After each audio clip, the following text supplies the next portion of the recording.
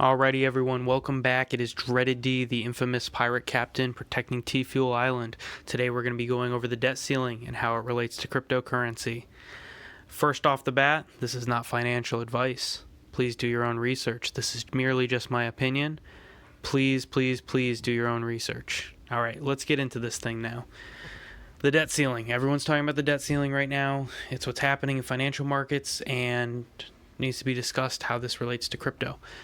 Now, this, whether you're red, blue, whatever, I don't care.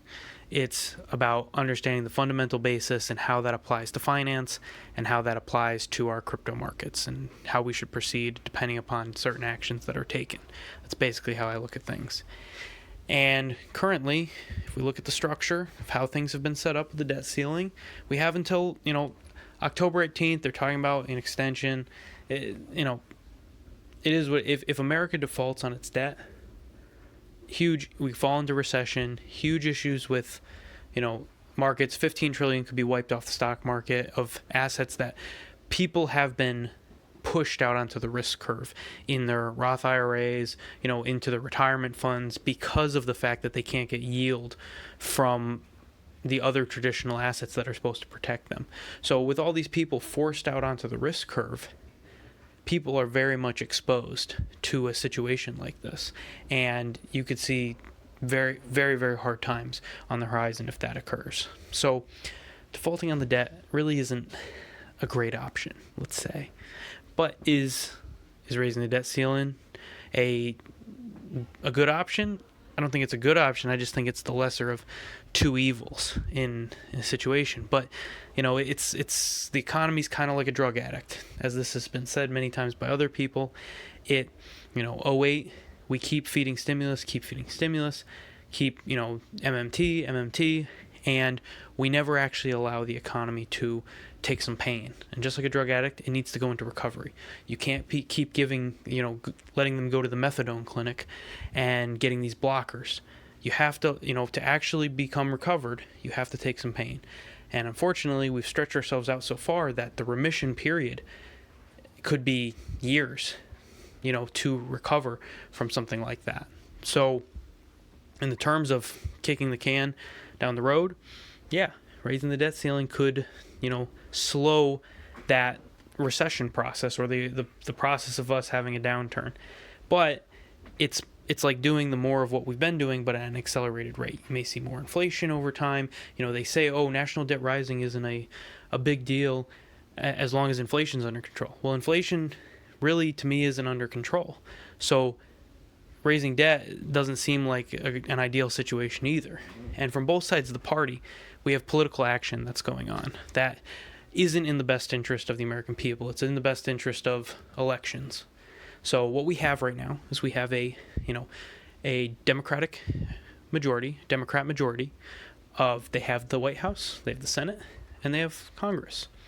So, and over the past year or so, they have been doing 51 votes in the sense of majorities. Like by the slimmest majority, they're passing things, right? Now, with the debt ceiling, they could have put the raising of the debt ceiling within the budget and passed it very easily. Now, why didn't they do that? And Republicans have been harping on them and saying, hey, you do this, but we're going to stand firmly on this issue.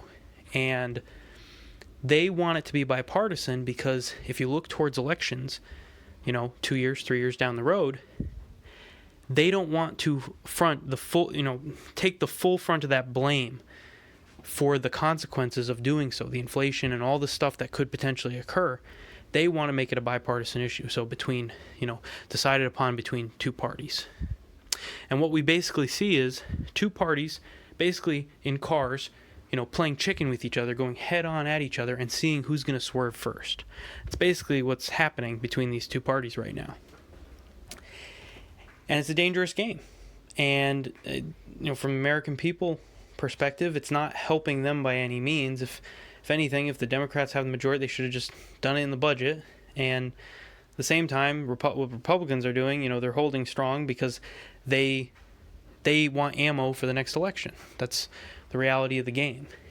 If everything falls apart over the next year or two, or inflation goes crazy, well, now the Republicans have a lot of ammo, and the Democrats have lost a lot of credibility, because the end voter is now feeling the pain of the Democrats. And whether you like President Trump, you don't like President Trump, the majority of voters don't understand, the precedents set from previous presidents.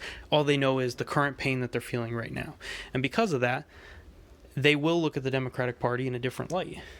If the certain ammo was presented in a certain way, if they can't force blame on another person. So this is the games that are being played right now between both parties.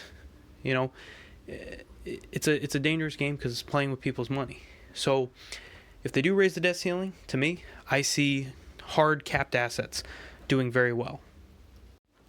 And that's the hard part, is that a lot of the people, especially some of us crypto OGs, we have a lot of capital that we've built up over time, but there's a whole swath of the population that doesn't fit into that category. And within this time period, of low interest rates, where we're trapped, just like the debt ceiling, you're damned if you do, damned if you don't. And the same goes for the interest rates. You're damned if you do, damned if you don't. If you need to raise interest rates, but everyone's in the stock market. So if you raise interest rates, the stock market's going to crumble and we go into recession. So it's like, no matter which way you look at it, you're cornered, you're trapped. And in a low interest rate environment, the wealthy get wealthier, and the people that are just living day to day, or just enough to pay their expenses, maintain but lose over the even short term now in their purchasing power. So they get less and less, they have to cut more and more, and you start to see the spread even more than it was before. Now, crypto provides an opportunity out, but even that takes a person at a lower income out onto the risk curve, because we have not proven that cryptocurrencies are not risk-on assets. Raoul Pal said, I obviously don't hold this metric to a T, but a 1% move in the stock market is equivalent to a 10% move in Bitcoin. So obviously that doesn't translate all the time, but it's in most cases, people in the stock market freak out at a 1% drop the same way that people in the crypto space freak out at a 10% drop. And when you look at that, you have to question where we are in the risk curve. With crypto assets, we're very far out in that sense, and money will, in psychological terms, funnel back to the dollar, unfortunately. And that's just the psychology of human beings right now. They still believe that the dollar is the safe haven asset when times get tough. And we discussed that in one of the previous videos.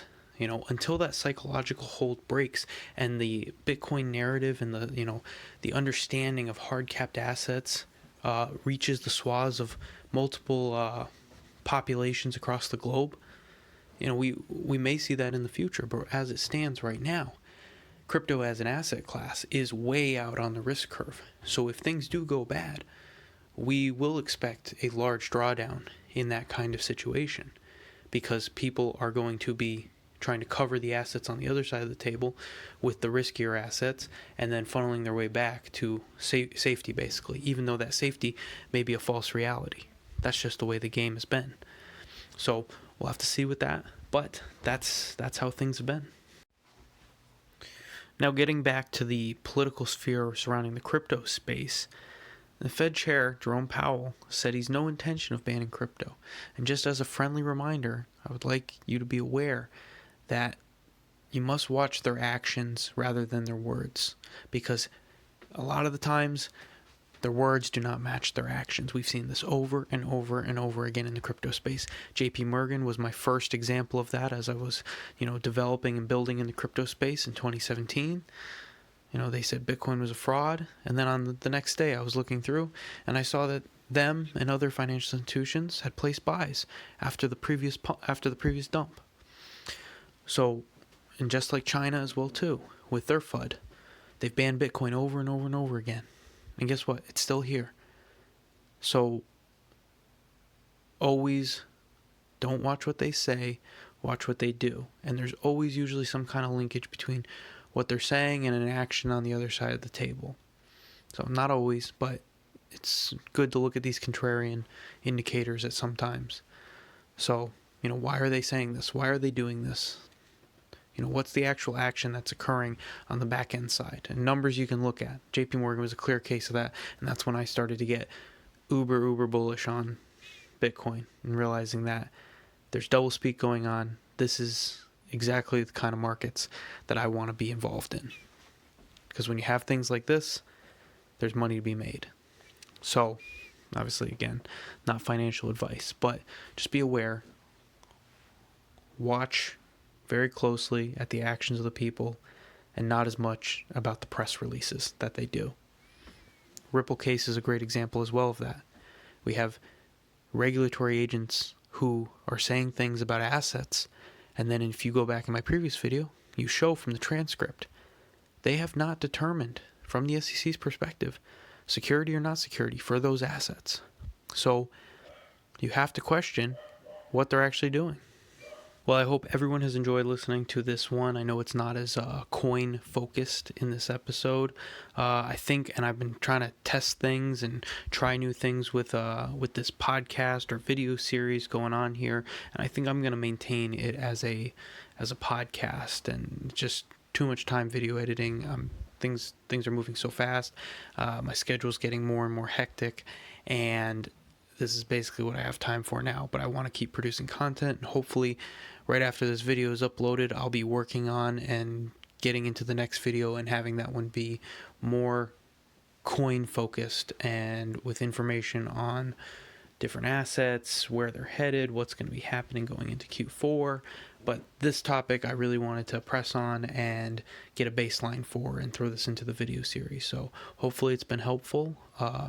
Like, share, subscribe, all that good stuff, and come join us on T-Fuel Island. All right? Alrighty, everyone. Take care. Have a good rest of your night.